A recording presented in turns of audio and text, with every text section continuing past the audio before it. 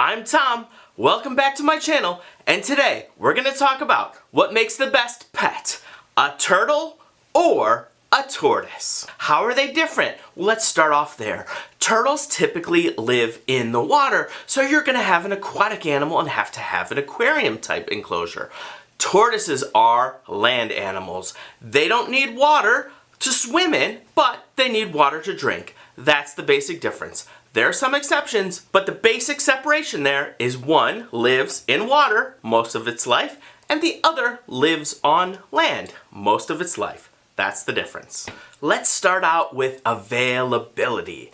Turtles are really easy to acquire. If you walk into any pet store in the United States, you will usually find a red-eared slider or a yellow-bellied slider for sale for quite cheap. We're talking $40 or under. So it's very easy to acquire a turtle, and many turtles are bought without too much thought because they're just so cheap. Tortoises, on the other hand, those that live on the land, typically are much more expensive. They're also more difficult to find. So while you can walk into a pet store and expect to find a tortoise, you might not. It's harder to find, and usually they might have one or two, and instead of being $40, they're going to be several $100s. Let's talk about what they're like as pets. Let's look at their natural behaviors. An aquatic turtle is going to be swimming all around its tank. It's going to be very interactive. It'll be moving a lot. They learn that you give them food, and so they'll come up to you and beg for food. In general, there's just a lot more activity going around in the tank. A tortoise, on the other hand, really is a slow animal.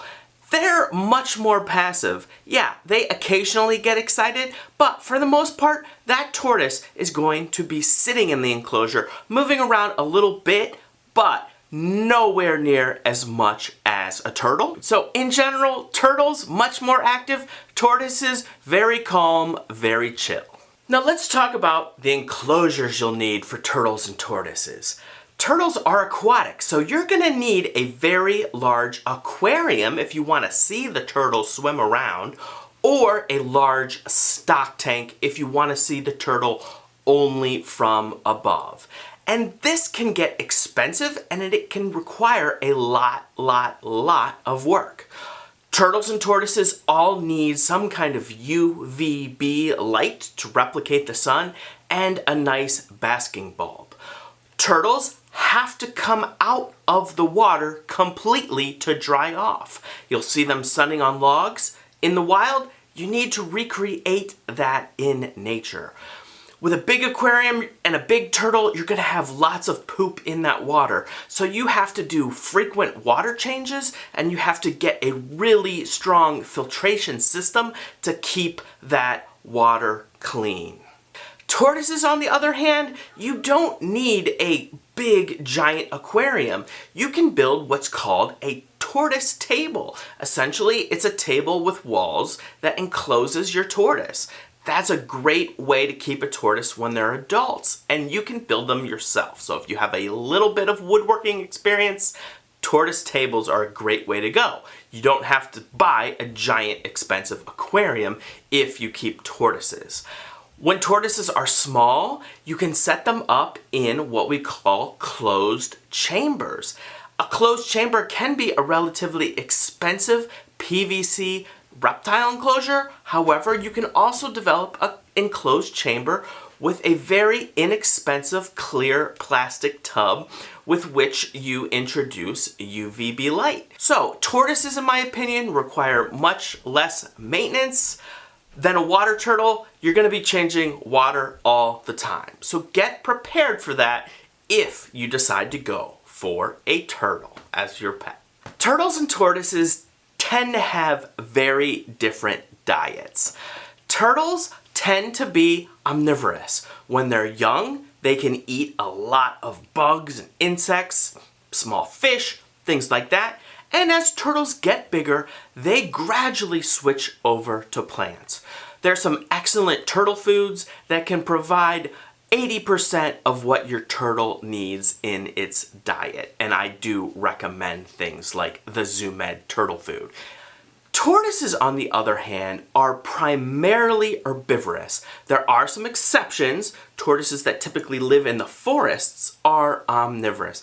But what you have to do with a tortoise is feed it a lot of different plants, because tortoises walk around the landscape just browsing all kinds of different things. So to give them a truly healthy diet, I think it's more difficult than a turtle. You have to put in some time and some thought. You cannot just feed a tortoise green lettuce all the time.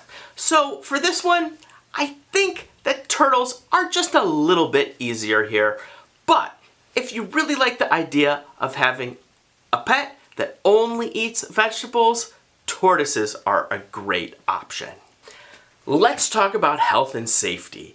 If you're buying this pet for a child, salmonella is a real concern with pet reptiles. They can have salmonella bacteria on their shells and skin. So it's very important that you wash your hands after caring for your turtle and your tortoise, or doing those water changes that I talked about. In the United States, it is not illegal to sell any type of turtle or tortoise under 4 inches as a pet. That rule has been around for 40 plus years. And why did they choose 4 inches? Well, they chose that size because they figured that a child could not put a tortoise that is 4 inches in their mouth. That's really arbitrary in my opinion, because you can catch salmonella bacteria if you touch a turtle, get the bacteria on your fingers and hands, and then put your hands in your mouth. It is possible, it can happen. Is that a reason to not buy a turtle or a tortoise? Absolutely not.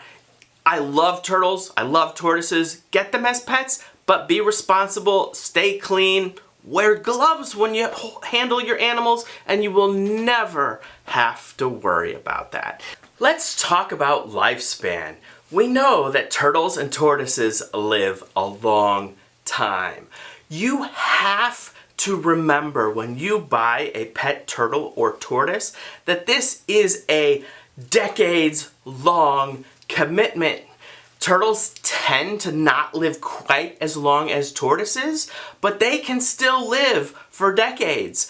I bought my cousin a turtle for like her 12th or 13th birthday. She still has that same red-eared slider, and it's her kid's pet now. How cool is that? I have tortoises that I've had for over 20 years, and I expect my children to keep those tortoises one day. So for that reason, I really like to think hard and long about getting a tortoise as a pet for a child, unless they are truly committed to turtles and tortoises and understand that this is a pet that they can truly have for the rest of their lives. You know, it's really not just as simple as should I get a turtle or a tortoise. There are hundreds of different species of turtles and tortoises. There's ones that live in the ocean. That's not an option as a pet, that's illegal. There are giant snapping turtles. There are box turtles, which live most of their lives on land. There are the wood turtles that spend lots of time on land and in the water, and many, many different exceptions. However, if you're thinking about a pet animal, most likely you're going to be deciding between a water turtle and a land turtle, and often those come down to turtles and tortoises. So what do you think makes the best pet? Do you think it's a turtle? Do you think it's a tortoise? Do you love both? Why should we get one or the other? What's your recommendation? I want to hear about it in the comments. And now I've invited my friend Matthew Hills, he's from Indiana, to tell us more about some of the common tortoises you'll see. Alright guys, so the first tortoise that we're going to cover that you'll probably see in a pet store at an expo is going to be the Russian tortoise. This is a testudo species, Testudo horsfieldi. They do not get very large, 8 or 9 inches for a big female is typical. They do well outside, but they're small enough that you can house them indoors if you need to. but like with most things, if kept outside, they do better. All right, so the next species that we're going to cover that you may see in pet stores is the Hermann's tortoise. Here's a young Hermann's tortoise male. Like the Iberia Greeks and Mesopotamian Greeks and the Russian tortoises, most of these are going to be wild caught. Again, their size and shape, their attitudes, their personalities, they're all very similar, being all members of the Testudo family. So the next species that you're likely to encounter at a pet store is a Greek tortoise. Generally, you're going to see Iberia Greeks or Mesopotamian Greeks. They are very similar to the Russian tortoise in size. The Iberia Greek is very similar as far as what type of temperatures it can handle, the type of enclosure that they need. So they also make great pets. Like the Russian tortoise, what you're going to find is most of them are wild caught. Another one that you are likely to come across in pet stores and at expos is the redfoot or the cherry head tortoise. These are very personal. They make great pets. They do get a little bit larger, especially the normal redfoots. Cherry heads stay about 9 to 10 inches, but normal redfoots can get a bit larger than that. Thanks, Matthew. That's it. We'll see you next time.